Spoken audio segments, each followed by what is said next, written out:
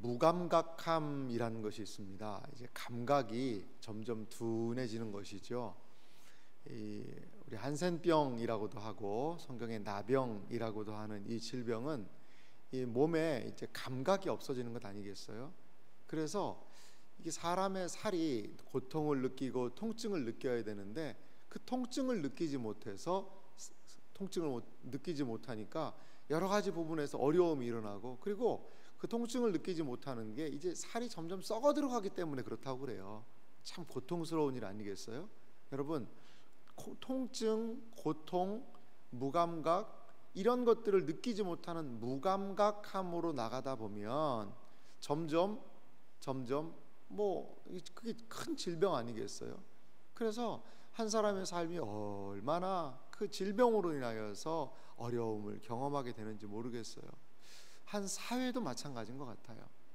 한 사회도 죄에 대하여서 무감각함으로 가게 되면 그 사회는 종국으로 결국에는 치닫게 됩니다.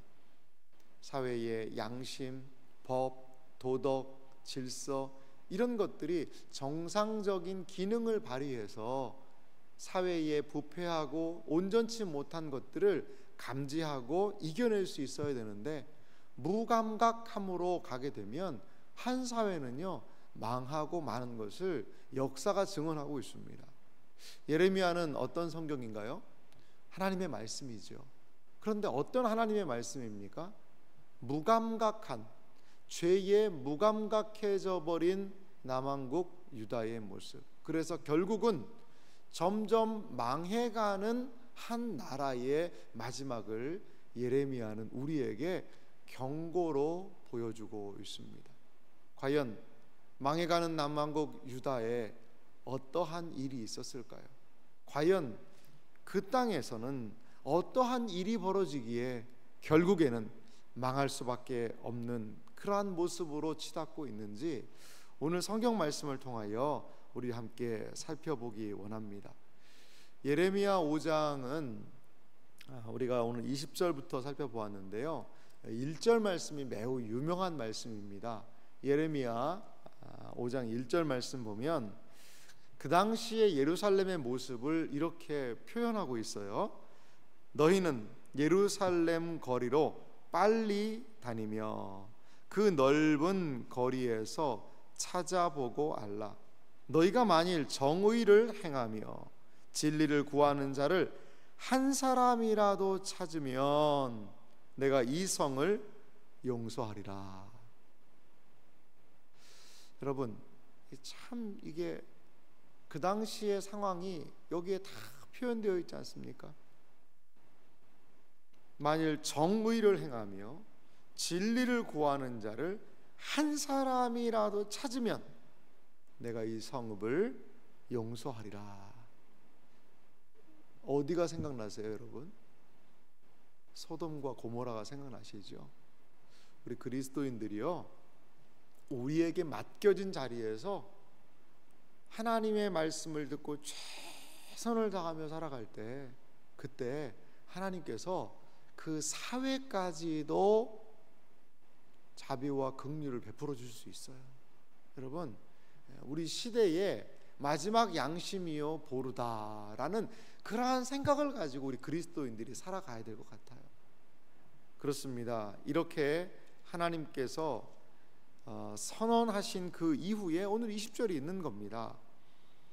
20절 말씀에 보면 하나님께서 이 백성에게 선포해라 라고 이야기하시면서 22절에서부터 보면 29절까지 그 하나님의 직접적인 말씀이 진행이 되고 있어요. 어떠한 말씀인지 22절부터 좀 보면은요, 여호와의 말씀이니라. 너희가 나를 두려워하지 아니하겠느냐? 내 앞에서 떨지 아니하겠느냐?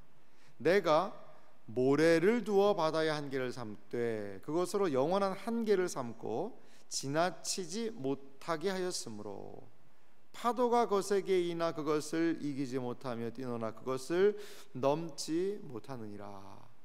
여러분, 하나님께서 자연 현상을 이들에게 먼저 말씀하고 있거든요.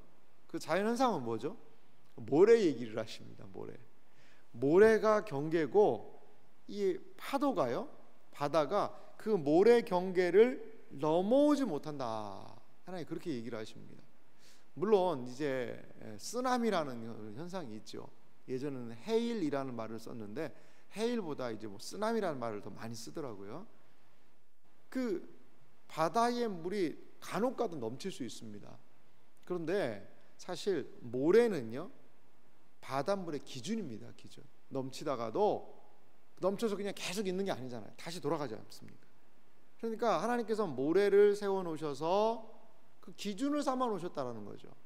이 말이 무슨 말이냐면, 이 자연 법칙은 하나님의 말씀을 따르고 있다라는 거예요.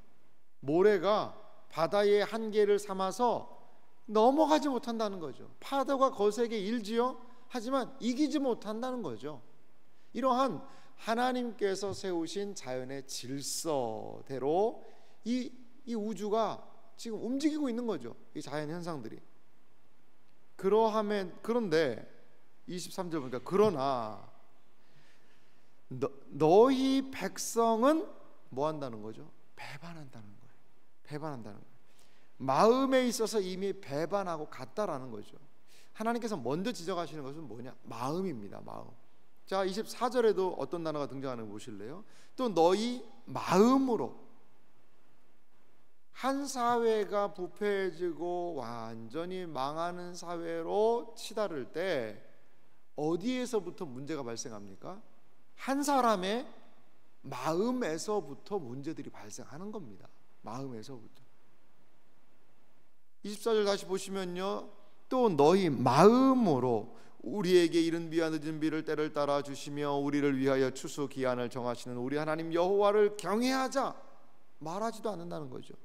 배반할 마음을 품고 하나님을 경외할 마음은 품지도 않고, 그렇게 되니까 그 사람들의 마음이 배반할 생각부터 하고 하나님을 경외하는 마음을 품지 않으니까 어떻게 되죠?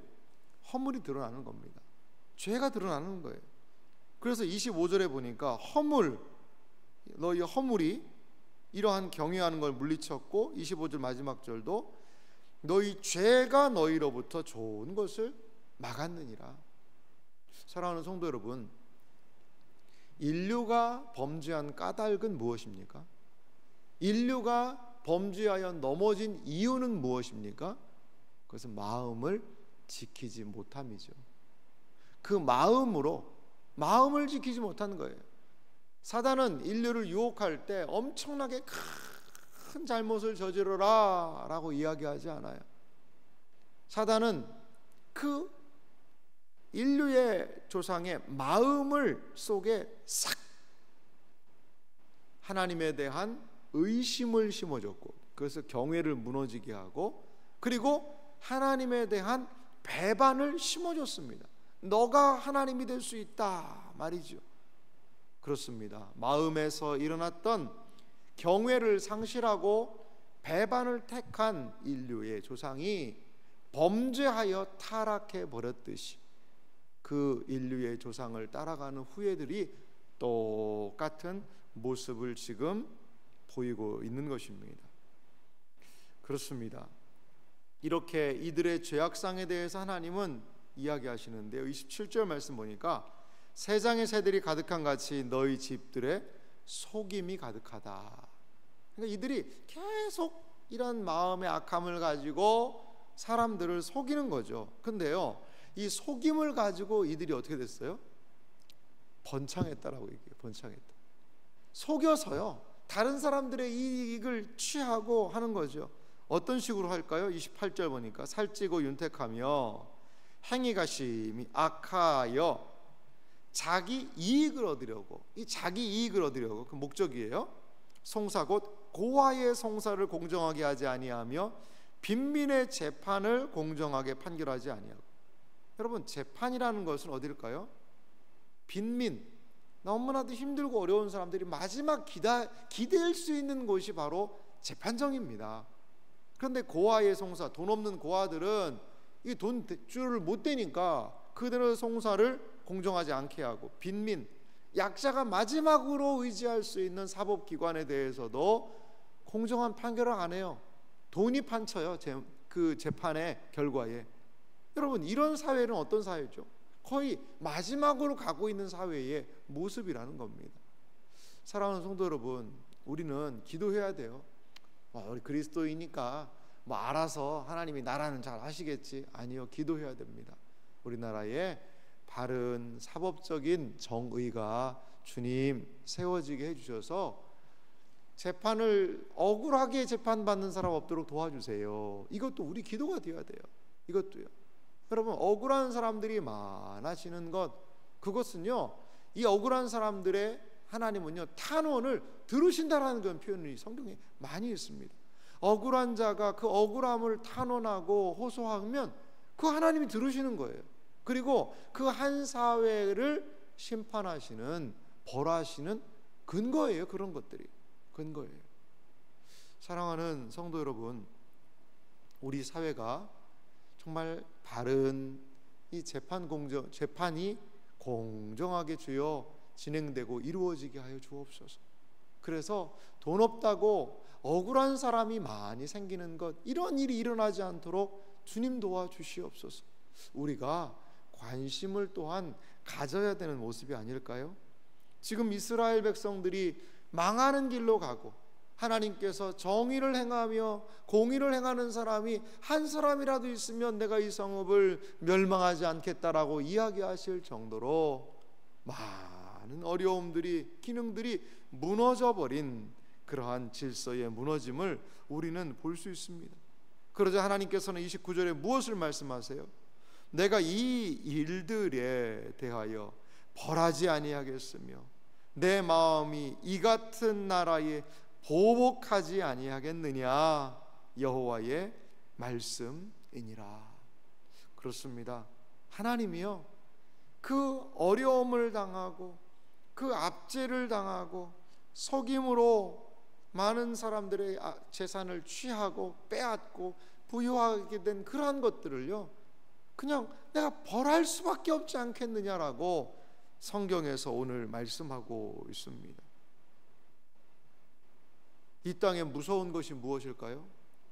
30절은 선지자를 통하여 이 땅에 과연 무서운 것이 무엇인지를, 이 땅에 무섭고 놀라운 일이 있다라는 것을 얘기합니다. 31절은 그래서 이렇게 얘기하는데요, 선지자들은 거짓을 예언하며 제사장들은 자기의 권력으로 다스리며 내 백성은 그것을 좋게 여기니 마지막에는 너희가 어찌 하려느냐. 하나님의 그 마음이 느껴지는 그것을 이 선지자가 지금 대변하고 있는 것입니다. 선지자들 거짓말하고 있어요. 그리고 제사장들은 자기 권력을 가지고 그것들이 또 권력이라고 그걸 위세를 부리고 있습니다. 그런데 백성들은 거짓말하는 걸 더 좋아해요. 하나님의 뜻보다도 백성들의 귀를 긁어주는 그러한 이야기들, 그리고 백성들이 무조건 잘 된다, 성공한다, 너 대박난다, 이러한 이야기만 솔깃해 있어요. 하나님의 말씀은 듣지 않는 그 시대, 마지막에는 너희가 어찌 하려느냐, 어찌 하려느냐. 선지자의 탄식과 또한 하나님의 마음이 이 말씀에 지금 반영되어 있는 것 같아요. 사랑하는 성도 여러분, 하나님께서 만약에 우리나라를 보시고 이러한 이야기를 하신다라고 하면, 여러분, 우리는 무엇을 이야기해야 될까요? 무엇을 이야기해야 될까요? 한 사회의 무너지는 모습들을 하나님이 열거하신 다음에 갑자기, 그러면 한 사회를 얘기했으면 정치인들에 대한 이야기, 정치인들, 군인들, 그리고 법관들, 니들 어떻게 하려느냐라고 이야기의 문맥은 맞거든요. 그런데 한 사회의 무너지는 모습을 이야기한 다음에 선지자는 누구를 얘기합니까? 이스라엘 공동체의 선지자들, 그리고 예배를 주관하는 제사장들을 언급하고 있다는 거예요. 이거는 저는 우리 한국 교회에 주는 귀한 도전이 여기 있다고 봅니다. 하나님께서는 한 사회에 한 사회를 버틸 수 있는 힘을 저는 교회에게 주신다고 봐요. 교회에게. 여러분, 그러면 교회가 무엇을 해야 됩니까? 교회가 길거리로 나가서 막 구호를 외치고 정권 퇴진 운동을 하고 이런 식으로 교회가 움직이는 것은 교회의 역할은 아닌 것 같아요. 제가 볼 때는 그렇습니다. 물론 그런 것들을 주장하시는 분들도 계시지만요. 교회의 역할은 뭐냐? 선지자가 선지자 노릇하는 것, 제사장이 제사장 노릇하는 것, 그 자리에서 떠나지 않고 이스라엘 백성들을 일깨우고 교회의 성도들을 하나님의 말씀으로 일깨우는 것, 그리고 그 사회를 위하여서, 나라와 민족을 위하여서 느헤미야처럼 울면서 기도하는 것, 이것이 한 시대를 버텨낼 수 있는 여러분 마지막 보루가 아닐까요?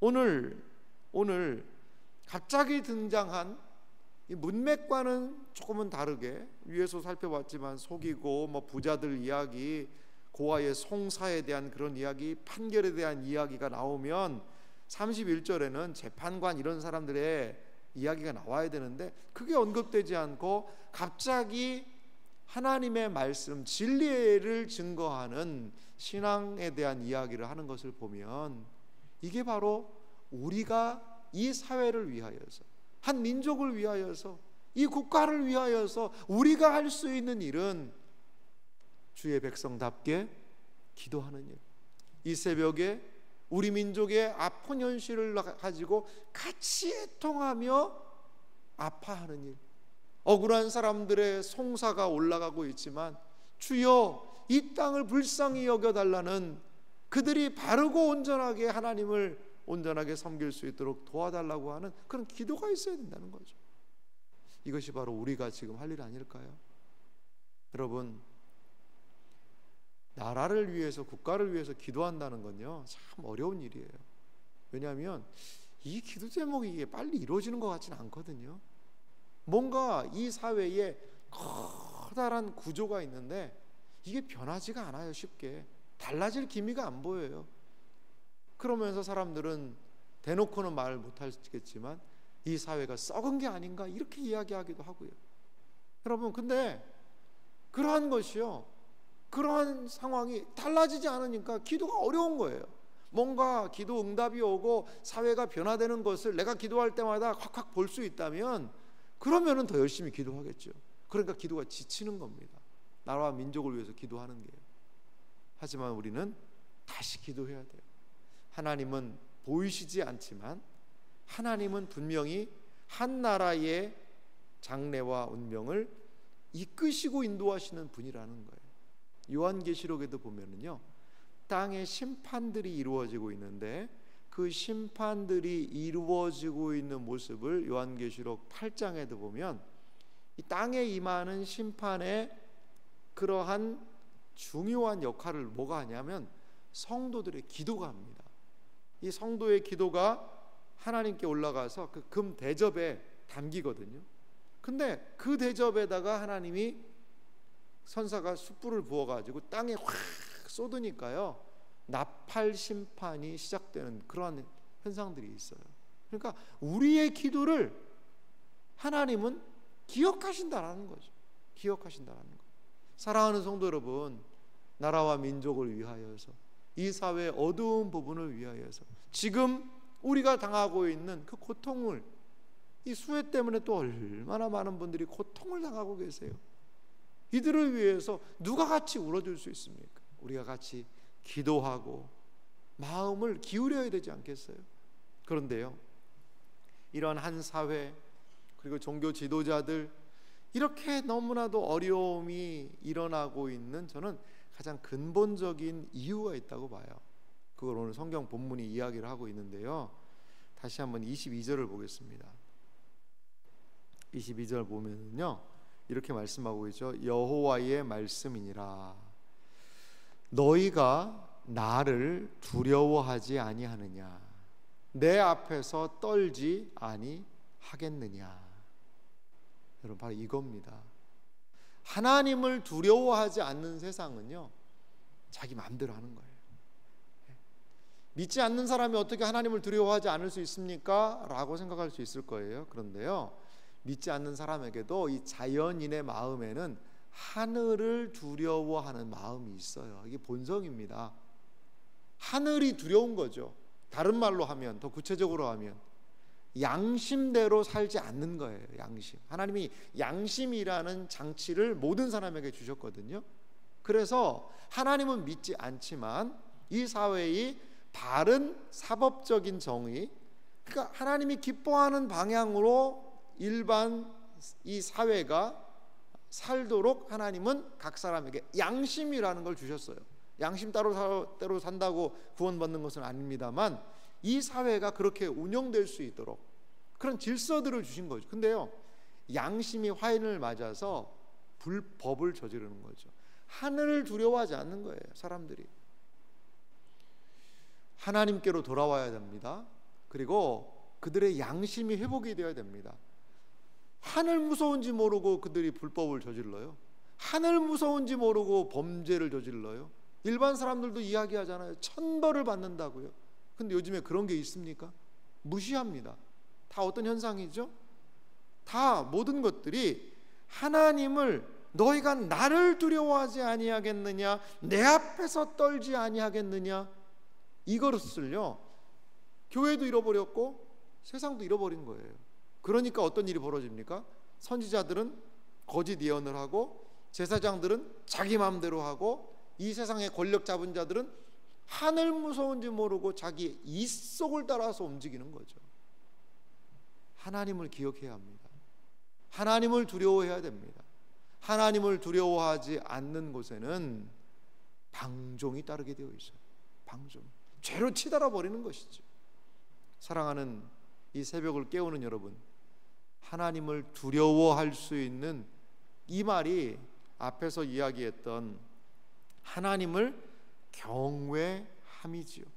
24절에 말하고 있다. 하나님에 대한 경외함을 우리 신자들이 잃지 않고 이 사회가 하늘을 두려워하는 양심의 움직임을 따라 움직이는 사회가 되게 하여 주시옵소서. 이것이 바로 이 시대의 진정한 치료제가 아닌가, 이러한 생각이 듭니다. 거룩하신 하나님을 회복하는 일, 이것은 바로 교회가 사는 길이고 그것은 바로 교회가 세상을 살릴 수 있는 유일한 방편이라고 저는 생각해요. 사랑하는 성도 여러분, 남한국 유다는 완전히 망했어요.